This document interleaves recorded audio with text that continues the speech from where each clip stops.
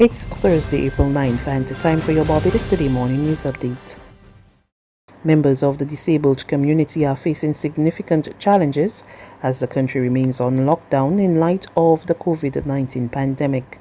That's according to President of the Barbados Council for the Disabled, Kerry Eiffel, who says some members have no means of accessing money as financial institutions temporarily discontinued over-the-counter transactions as part of government's measures to stem the spread of the virus. In an interview with Barbados Today yesterday, she also raised concern about access of pension checks for some members. One of the most urgent situations we have, of course, that leaps to mind is today's pension day. And some persons with disabilities are pleased that they can go and access their pensions today and tomorrow, but others are still at a very big disadvantage.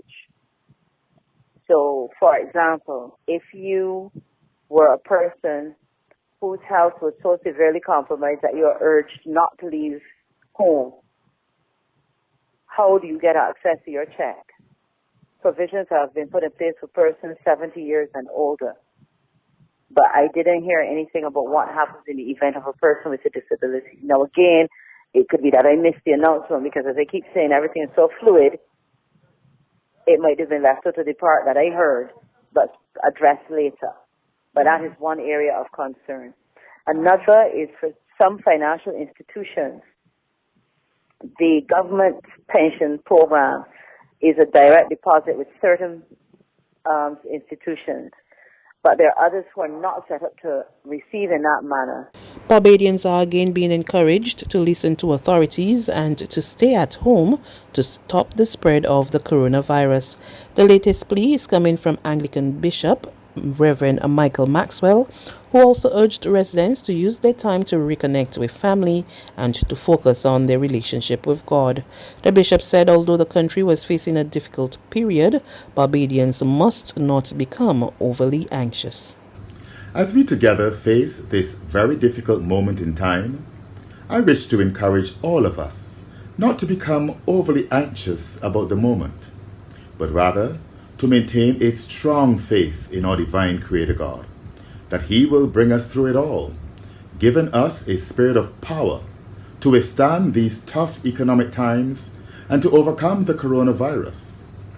We are to allow Him as well to give us that spirit of love to look out and reach out and care for each other as good stewards, especially the most vulnerable among us, and to allow Him further to give us a sound and sober mind to exercise some self-discipline and deny ourselves of the business-as-usual outdoor activities for the sake of preserving our lives and the lives of others.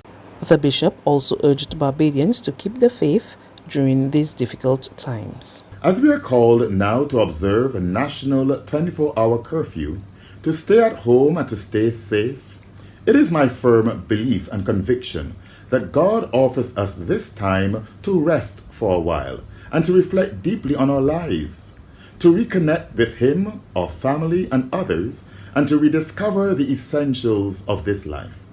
It is a time to be still and know that He is God. Let us therefore keep the faith. Let us be empowered to face this moment in time. Let us grow in love of Him and of each other and discipline ourselves to the greater cause of preserving lives, as we become conscious, my friends, at this time of the frailty, the value, and the sanctity of human life. European Union nationals stranded in Barbados due to the COVID-19 pandemic to return home via special chartered flights.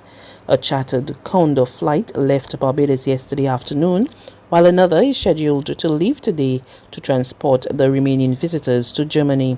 Speaking yesterday on the development was Germany's honorary consul to Barbados, Andreas Kruse.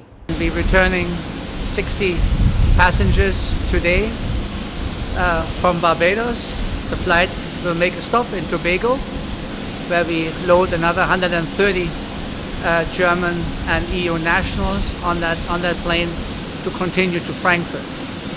We also expect another Condor flight into Barbados this afternoon, with a crew staying overnight as well.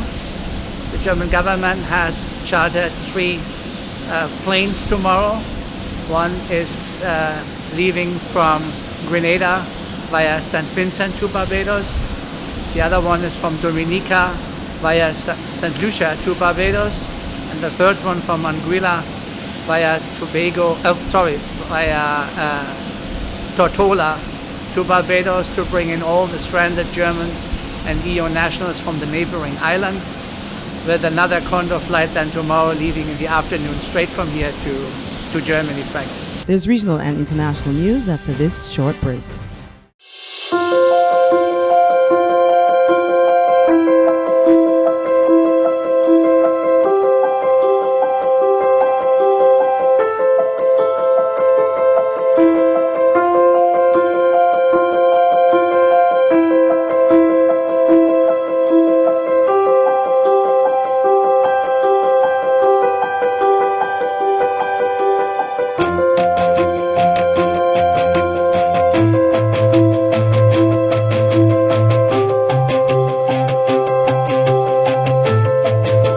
Barbados Today, news you can trust.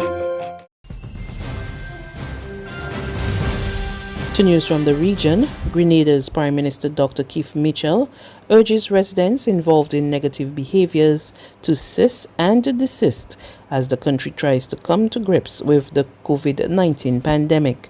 The plea comes amid reports of threats made to people who have tested positive for the virus. We get more in this report from GBN. To date, Grenada has recorded 12 cases of the coronavirus. Some families testing positive for the virus say they are now fearful for their lives as they are being threatened by members of their communities. During a press conference on Monday, Prime Minister Dr. Keith Mitchell made a fervent plea to people to be sensitive to others as the country copes with the pandemic. We have received some reports from the families of those affected by the virus that they have been threatened and insulted in their communities. Friends, we have to keep our distance, yes. But let us not go down to the road to anarchy and insensitivity. Dr. Mitchell made a clarion call for Grenadians to let good sense prevail, especially at this time. He reminds people that what may be their neighbor's pitfall today may become yours tomorrow. Make a strong appeal, therefore, on behalf of all our citizens, and in particular, our affected families, to anyone engaged in such disturbing behavior, to cease and desist. And finally, Senator Bernie Sanders has ended his campaign for the White House, clearing the way for former Vice President Joe Biden to become the Democratic Party's presidential nominee. I wish I could give you better news, but I think you know the truth. And that is that we are now some 300 delegates behind Vice President Biden, and the path toward victory is virtually impossible. So while we are winning the ideological battle, and while we are winning the support of so many young people and working people throughout the country, I have concluded that this battle for the Democratic nomination will not be successful. And so today, I am announcing the suspension of my campaign. But as I see the crisis gripping the nation, exacerbated by a president unwilling or unable to provide any kind of credible leadership, and the work that needs to be done to protect people in this most desperate hour, I cannot in good conscience continue to mount a campaign that cannot win and which would interfere with the important work required of all of us in this difficult hour. The fight for justice is what our campaign has been about. The fight for justice is what our movement remains about. Today, I congratulate Joe Biden, a very decent man, who I will work with to move our progressive ideas forward. On a practical note, let me also say this. I will stay on the ballot in all remaining states and continue to gather delegates. While Vice President Biden will be the nominee, we must continue working to assemble as many delegates as possible at the Democratic Convention, where we will be able to exert significant influence over the party platform and other functions. Then together, standing united, we will go forward to defeat Donald Trump, the most dangerous president in modern American history. That's news. But for the very latest, visit us at www.barbadostoday.bb. You can also subscribe to our e-paper, email updates, or like us on Facebook, and sign up for our breaking news alerts via WhatsApp. We're also on Izumi Media in bus terminals, as well as screenplay at supermarkets and gas stations near you. And you can also hear us on Mix 96.9 FM and Capital Media HD 99.3 FM.